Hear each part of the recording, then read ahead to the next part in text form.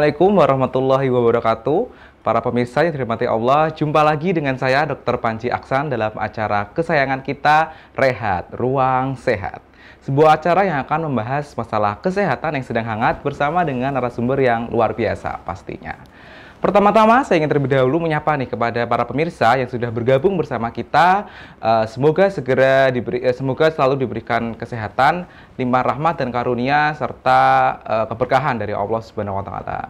Tidak lupa saya juga ingin menyapa kepada para pengunjung dan juga pasien yang saat ini berada di lingkungan Rumah Sakit Islam Sultan Agung Semarang dan juga Banjarbaru. Semoga selalu diberikan kesehatan, diangkat dari segala penyakit dan dapat kembali berkumpul bersama dengan keluarga tercinta. Baik pemirsa sekalian, saat ini kita masih berada dalam suasana bulan suci Ramadan, bulan yang penuh berkah, bulan yang penuh maghfirah, dan tentunya di bulan suci ini kita seluruh umat muslim di seluruh dunia diwajibkan untuk menunaikan ibadah puasa ya, terutama tentu saja bagi yang tidak ada halangan. Namun memang seringkali nih ketika kita puasa kemudian berbuka, kita seringkali kalap ya. Kita kadang tidak sadar makan dalam porsi besar, kemudian tidak mempertimbangkan kandungan yang ada di makanan ya. Kemudian nanti seringkali kita bisa jadi gula darahnya tinggi, kemudian asam uratnya tinggi, kolesterolnya tinggi ya. Dan tentu saja ini yang tidak kita inginkan, apalagi nanti semakin mendekati Idul Fitri sampai setelah Lebaran, ini banyak sekali yang datang dengan hasil labnya ini merah-merah semua ya. Tentu saja ini tidak kita inginkan, apalagi nanti kalau sudah muncul gejala-gejala yang menyertai. Nah, salah satu yang wajib kita waspadai adalah tingginya kadar asam urat ya. Ini apalagi seringkali muncul gejala-gejala seperti nyeri pada sendi-sendi ya, terutama sendi-sendi jari-jari tangan, jari-jari kaki ya. Kemudian rasanya itu kebengkak atau mungkin nyeri. Dan ini seringkali penyebabnya adalah kadar asam urat yang tinggi. Sesuai dengan topik kita pada hari ini yaitu waspada asam urat tinggi penyebab gout arthritis. Nah, apa itu gout arthritis? Nanti akan kita bahas bersama-sama dengan narasumber yang sudah hadir di tengah-tengah kita, yaitu beliau Dr. Nur Ana Kholimah Sa'diyah, spesialis penyakit dalam, konsultan endokrinologi metabolik diabetes. Assalamualaikum Dr. Ana. Waalaikumsalam warahmatullahi wabarakatuh. Terima kasih dok sudah meluangkan waktunya. Bagaimana kabarnya dok? Alhamdulillah sehat. Alhamdulillah, saat ini kita masih berada dalam suasana bulan Ramadan ya dok ya. Bagaimana puasanya dok? Alhamdulillah, semoga mendapatkan ridho dari Allah. Amin. Dan diterima semua amal ibadah kita di bulan Ramadan. Amin, amin. Baik dok, tema kita hari ini berhubungan dengan bulan Ramadan nih dok. Biasanya kalau puasa, kemudian apalagi mendekati Lebaran, ini seringkali tidak memperhatikan makanan yang kita konsumsi. Iya, betul. Salah satu yang bisa meningkat adalah kadar asam urat ya dok ya. Iya, Dan betul. tema kita hari ini adalah waspada asam urat tinggi bisa menjadi penyebab penyakit gout arthritis. Nah, ini pertama-tama mungkin dapat dijelaskan dulu kepada pemirsa dok, apa sih yang disebut dengan penyakit gout arthritis ini dok? Iya, ya para pemirsa yang berbahagia ya, pada kesempatan ini saya akan menerangkan mengenai gout arthritis. Ya, selama ini mungkin terjadi hal yang cukup salah kaprah ya di lapangan, karena kalau ada pasien itu datang selalu keluhannya, dok saya pegel-pegel ini kayaknya asam urat begitu ya, dan tanpa pemeriksaan lab, tanpa pemeriksaan dokter langsung membeli sendiri obat bebas. Nah, ini yang perlu kita luruskan karena kita perlu tahu bahwa gout arthritis itu merupakan suatu penyakit yang spesifik. Spesifiknya bagaimana nanti akan kami terangkan juga mengenai gejala yang khasnya apa, kemudian tanda-tandanya yang khasnya apa, itu akan kami terangkan. Tapi gout arthritis itu sendiri adalah satu penumpukan kristal, terutama kristal asam urat yang ada di dalam rongga sendi. Karena di dalam rongga sendi itu harusnya hanya terisi oleh semacam cairan yang kita sebut sebagai oli sendi ya. Nah, oli sendi itu seperti pelumas yang bisa menggerakkan sendi sehingga sendi itu tidak sakit dan tidak ada halangan. Tapi begitu ada tumpukan kristal, yaitu kristal asam urat, karena asam urat ini membentuk kristal, kemudian dia menumpuk di situ. Nah, itu maka terjadi gout arthritis di situ sehingga terjadi suatu nyeri. Tapi nyerinya juga spesifik, beda dengan nyeri penyakit sendi yang lain seperti misalnya ada rematik ya, rheumatoid arthritis atau infeksi yang ada pada radang di sendi ataupun karena osteoartritis. nyerinya itu berbeda karena nyerinya itu spesifik juga untuk gout arthritis itu biasanya nyerinya itu mendadak, ya mendadak ya, terutama malam hari, sehingga membangunkan dari tidur. Baik, jadi gitu. Penyebab utamanya adalah, betul ya dok ya, karena asam urat yang tinggi, kemudian akan terjadi penumpukan kadar asam urat di persendian. Nah kemudian tadi gejalanya ini ternyata spesifik ya dok ya, ini kira-kira apa yang membedakan gejalanya dengan penyakit-penyakit persendian yang lain dok? Iya, jadi memang untuk gout arthritis ini, jadi untuk pasien-pasien yang memang asam uratnya tinggi, itu tidak semuanya menjadi artritis gout. Kalau tidak menjadi kristal dan menumpuk di persendian. Jadi dia mungkin asam uratnya tinggi, tapi belum sampai membuat gout ya. Karena kalau sudah gout, kemudian selanjutnya akan terbentuk semacam benjolan atau nodul. Nodul atau benjolan yang ada di sendi tersebut. Nah, yang untuk membedakan dengan penyakit sendi yang lain, biasanya kalau gout arthritis itu di sendi tertentu saja, tidak semua sendi. Ya, terutama sendi yang ada di jempol tangan ini. Ya, sini sering ya, di ujung jempol tangan, di siku, kemudian di pergelangan kaki, itu yang sering. Sedangkan untuk nyeri sendi yang lain, yang karena rheumatoid arthritis itu biasanya di sendi yang lebih kecil. Ya, sendi-sendi kecil, kemudian sendinya itu simetris kanan dan kiri. Kemudian bisa di kaki, juga bisa di tangan simetris, dan nyerinya tidak seperti gout ya. Kalau gout itu dia sampai sakit nyerinya membangunkan malam hari, sedangkan yang rematik itu biasanya nyerinya bangun tidur. Ya, bangun tidur itu ada rasa nyeri dan kaku di persendian lebih dari 1 jam. Kalau kurang dari 1 jam masih belum masuk ke kriteria rematik ya, karena cuma nyerinya kakunya setengah jam, kemudian buat gerak udah hilang. Tapi kalau yang rheumatoid arthritis itu kekakuan sendi secara simetris itu yang berlangsung lebih dari 1 jam. Ya, kemudian ada lagi yang disebut osteoartritis. Osteoartritis ya. Ya, kalau osteoartritis ini biasanya karena penyakit ketuaan dan juga mekanik karena obesity, itu biasanya pada sendi-sendi besar. Tapi juga bisa pada sendi kecil. Tapi yang paling sering adalah pada sendi besar, yaitu di lutut. Ya, kalau nyerinya di lutut, kita berpikirnya ke arah osteoartritis. Nah, kalau osteoartritis itu karena oli sendinya tadi itu sudah mulai berkurang atau mulai mengering dan timbul tulang-tulang rawan baru yang kita sebut sebagai osteofit. Sehingga lututnya itu bunyinya ketek-ketek ya, kalau digerakkan retak-retak. Nah, itu osteoartritis. Beda dengan yang gout. Ya, gout itu benjolan tadi, kemudian ya benjolannya bisa di berbagai tempat. Dan benjolannya itu nyeri juga ya. Kemerahan juga iya, terus kemudian biasanya timbul benjolan pada gout arthritis itu kalau sudah terjadi suatu kondisi peningkatan asam urat yang sudah kronis. Sudah berjalan berlangsung lama cukup lama, ya. Jadi ternyata sangat bermacam-macam sekali penyakit pada persendian dan bisa kita bedakan ciri-cirinya. Terutama kalau gout tadi, dia nyerinya biasanya sangat nyeri sekali ya dok ya, sampai membangunkan tidur di malam hari. Dan seringnya tadi lokasinya adalah di ibu jari, pergelangan kaki, dan juga pergelangan tangan. Jadi harus dibedakan dengan penyakit persendian yang lain, selain juga dari pemeriksaan penunjangnya tentu saja ya dok ya. Dan yang tadi yang juga... Tapi penyebabnya itu... Dari ketiga itu yang ke makanan, yang terutama yang gout. Ya, kalau yang rheumatoid arthritis itu penyebabnya autoimun. Autoimun dan keturunan dari keluarga yang sudah ada rheumatoid arthritis. Itu mungkin anaknya itu kena, tapi memang itu autoimun ya. Nah, kemudian yang gout arthritis ini yang karena metabolisme makanan. Ya, kemudian yang tadi yang osteoartritis itu karena proses ketuaan atau obesity. Jadi memang yang paling mendekati ke arah makan. Jadi memang kita benar ya tadi mengkonsumsi makanan apa gitu kan.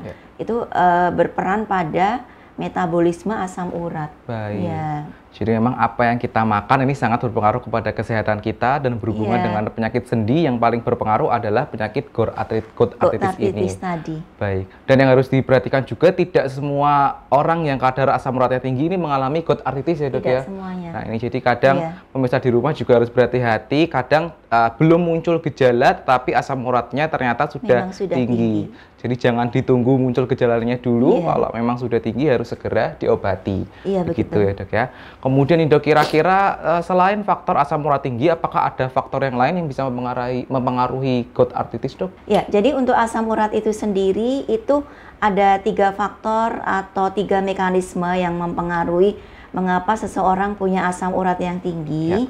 Itu yang pertama karena pemasukan ya, jelas tadi ya dari makanan yang banyak sekali terdapat pada saat Lebaran ya, di bulan puasa ini. Misalnya makanan bersantan, daging, jeroan, emping ya, melinjo, telur. Nah, itu yang meningkatkan asam urat karena faktor pemasukan atau intiknya. Baik. Ya, ini faktor yang pertama. Kemudian faktor yang kedua karena metabolisme asam uratnya itu sendiri itu biasanya terjadi pada orang-orang yang memang dia punya bakat memang metabolisme asam uratnya itu lambat. Jadi meskipun dia mengkonsumsi makanan tinggi purin yang tidak terlalu banyak, itu langsung asam uratnya bisa naik. Ya, jadi memang kita sudah mulai ketat ya, misalnya dietnya udah ketat, apalagi nggak ketat. Ya, dengan makanan yang sedikit aja asam uratnya bisa cepat sekali naik. Itu faktor metabolisme atau faktor yang kedua. Nah, yang faktor yang ketiga adalah masalah pengeluaran atau ekskresi. Jadi asam urat itu kalau udah nggak dipakai di dalam tubuh itu langsung dikeluarkan lewat ginjal. Nah, pengeluarannya itu terganggu. Terganggunya misalnya karena ada penyumbatan, karena fungsi ginjal yang sudah mulai turun ya, karena ada problem-problem di ginjal. Jadi biasanya kalau kita menjumpai ada pasien yang asam uratnya tinggi terus, sudah berusaha kita obatin, kita kasih diet, nggak baik-baik, mungkin faktor ekskresi yang mempengaruhi dari tingginya asam urat tersebut. Jadi memang ketiga faktor itu harus dievaluasi dan yang paling penting memang kalau kita mengetahui bahwa ada problem dengan asam urat pada riwayat sebelumnya ya, atau mungkin ada riwayat keluarga, ada riwayat sejak muda udah ada problem asam urat, karena asam urat kan tidak mengenal usia. Iya, betul. Ya, jadi mohon untuk tetap menjaga makanan itu memang sangat penting ya, karena tidak hanya mengkonsumsi makanan tinggi purin yang berlebih, tapi tinggi purin yang hanya sedikit kelebihan aja sudah bisa meningkatkan asam urat. Baik, jadi ternyata banyak faktornya ya Dok.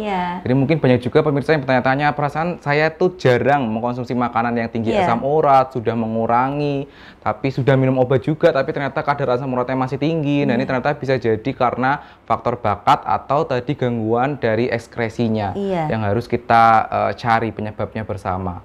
Nah kemudian nih Dok, kira-kira setelah tadi ditemukan bahwa dia menderita asam urat, tentu saja ada pemeriksaan yang harus dilakukan ya Dok ya, pemeriksaan penunjang.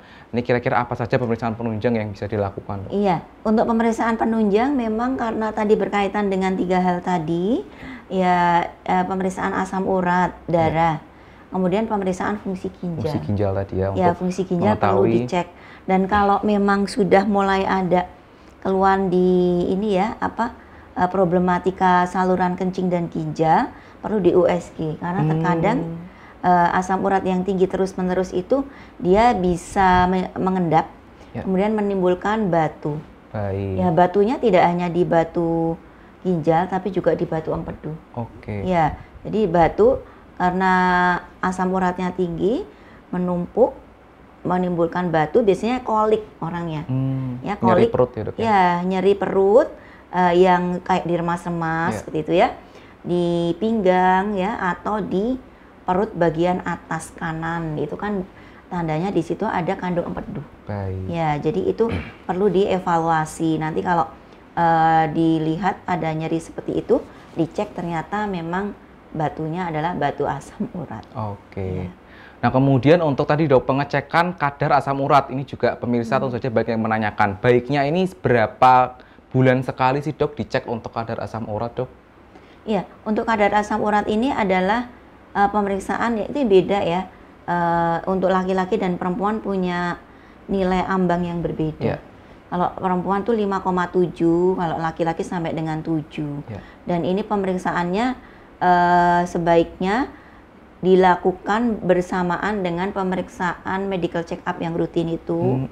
Atau mungkin bisa dilakukan pada kondisi kalau memang udah ada riwayat sebelumnya ya, bisa silakan per 3 bulan ya. Per 3 bulan. Per 3 bulan atau per 6 bulan. Tapi kalau pada pasien-pasien yang sudah mendapatkan terapi, terapi anti asam urat itu bisa kita cek biasanya bisa seminggu atau 2 minggu setelah obat diberikan, kita biasanya juga mulai lakukan evaluasi. Karena apa? Karena pemberian obat asam urat itu juga kalau terus-terusan juga kurang bagus. Ya, jadi ya memang yang paling bagus tidak hanya mengkonsumsi obat asam urat, tapi disertai dengan mengkoreksi apa yang terjadi. Ya. Dan sudah diet makanannya tadi ya dok. Iya, begitu. Dan ya ini sekarang kita selanjutnya adalah di penanganan tadi dok. Seringkali ini pasien kalau sudah tahu kadar asam uratnya tinggi, sering beli obat sendiri gitu ya dok ya, tidak terkontrol. Nah ini kira-kira sebenarnya bagaimana penanganan yang tepat dok? Iya, untuk asam urat ini penanganan yang tepat tadi adalah dengan terapi lifestyle tadi ya, gaya hidup tadi, makanannya diatur ya, aktivitasnya diperbaikin. Kemudian untuk masalah obat itu sebaiknya kita biasanya menggunakan yang ada di Indonesia itu allopurinol. Tapi memang tidak bisa digunakan secara bebas ya, karena ada efek samping yang tidak diinginkan yang terjadi. Nah, allopurinol ini ada yang dosisnya rendah, ada yang agak tinggi, ada yang 300 begitu ya dosisnya. Jadi itu pemberiannya cuma cukup 1 kali sehari, yang 300. Nah ini pemberiannya juga harus dievaluasi, karena kalau asam uratnya sudah mulai menurun, cukuplah dengan pengaturan diet atau mungkin cukup dengan kita mengevaluasi latar belakang dari penyakit yang terjadi. Jadi perlu di stop obatnya, nggak usah terus-terusan. Jadi memang tidak boleh sembarangan, harus berkonsultasi ke dokter untuk penggunaan obat untuk menurunkan asam urat. Kalaupun nanti dengan diet juga sulit ya diatasi, bisa perlu konsultasi ke bagian gizi. Dokter gizi. Iya, begitu juga dengan kalau sudah terjadi GOUT, otomatis obatnya juga berbeda ya dok. Ya, jadi memang harus konsultasi ke dokter untuk sama-sama mengontrol kadar asam urat dan juga menurunkan gejala-gejala dari GOUT arthritis-nya tadi. Baik dok, kemudian nih dok, kalau semisal GOUT tadi tidak diberikan tata laksana yang tepat, itu bisa juga menyebabkan komplikasi-komplikasi ya dok ya. Ini kira-kira apa saja komplikasi yang bisa muncul dok? Iya, jadi untuk asam urat yang tinggi tadi kalau tidak dilakukan suatu penanganan yang bagus sampai dengan tuntas ya, itu akan menimbulkan tadi batu di ginjal. Dan yang lebih membahayakan lagi kalau batu ginjalnya itu menjadikan pembengkakan ginjal karena obstruksi, karena penyumbatan, sehingga ginjalnya membengkak, bisa terjadi proses gagal ginjal. Kalau di empedu juga bisa terjadi batu empedu, kemudian batu empedu itu bisa lari ya, dia biasa masuk ke liver. Nah ini bahaya ya, ada penyumbatan di liver karena batu, dan ini bisa menimbulkan kelainan seperti misalnya sirosis. Tapi yang paling sering biasanya di batu di ginjal. Kemudian kalau di sendi, itu bisa terjadi kerusakan sendi. Karena kalau sudah terjadi gout arthritis yang sifatnya kronik, nodul-nodul atau benjolan-benjolan yang ada di sendi itu sudah berlangsung cukup lama, dia akan merusak struktur dari sendinya. Ya, biasanya beberapa kasus itu diambil atau dioperasi, ya diambil, tapi tidak bisa memulihkan fungsi sendi seperti sedia kala. Karena sudah terjadi rusak, ya, suatu destruksi di situ, kerusakan. Baik, jadi pemirsa di rumah harus benar-benar memperhatikan, jangan menyepelekan kadar asam urat yang tinggi ya, karena tadi selain bisa menyebabkan gangguan pada sendi, tetapi pada bentuk yang lebih parah bisa juga menjadikan batu pada ginjal maupun batu pada empedu yang tentu saja juga penanganannya jadi lebih rumit begitu. Kemudian nih dok, terakhir dok, mungkin dapat disampaikan Iya. kepada pemirsa apa saja makanan yang harus dihindari untuk menurunkan kadar asam urat, atau pola hidup apa yang bisa dijalankan untuk menghindari tingginya kadar asam urat tadi dok, monggo dok. Iya, untuk para penderita atau mungkin kita ingin mencegah ya supaya tidak terjadi gout-artritis atau hiperuricemi karena asam urat yang tinggi, itu sebenarnya agak mudah untuk pencegahan awalnya ya, yaitu banyak minum ya. Ya. Minum air putih. Jadi kita tidak perlu buah-buahan itu dibuat jus seperti itu ya. Cukuplah dengan diminum air putih aja, menghindari minuman-minuman yang soft drink ya. Kemudian buah-buahan dimakan secara biasa, tidak perlu dibikin dibuat jus. Kemudian juga seperti kopi itu juga harus diwaspadai ya. Kemudian yang berikutnya adalah menghindari makanan-makanan yang tinggi purin ya, seperti seafood, daging, kemudian jeroan, telur ya. Kemudian tadi melinjo dan lain sebagainya itu perlu dikontrol. Dan memang kalau kita bisa mengkonsumsi makanan-makanan yang seimbang, itu insya Allah nanti asam uratnya akan membaik ya, yang tadinya tinggi membaik. Tapi kalau yang terus-menerus ternyata tidak teratasi, nah sebaiknya memang perlu dilakukan evaluasi lebih lanjut. Mungkin memang ada gangguan di metabolisme asam urat dan di sekresinya tadi ya, di sekresi ginjalnya itu mungkin ada problem. Jadi memang tidak ada salahnya, semuanya harus dimulai dari diet dulu dan mengkonsumsi banyak air mineral, air minum yang cukup bisa membantu pengeluaran asam urat itu secara lebih baik. Baik. Ya, seperti itu. Ya. Baik, jadi pemirsa di rumah ya, tadi kita sudah membicarakan mengenai gout arthritis yang mana memang penyebab utamanya adalah tingginya kadar asam urat.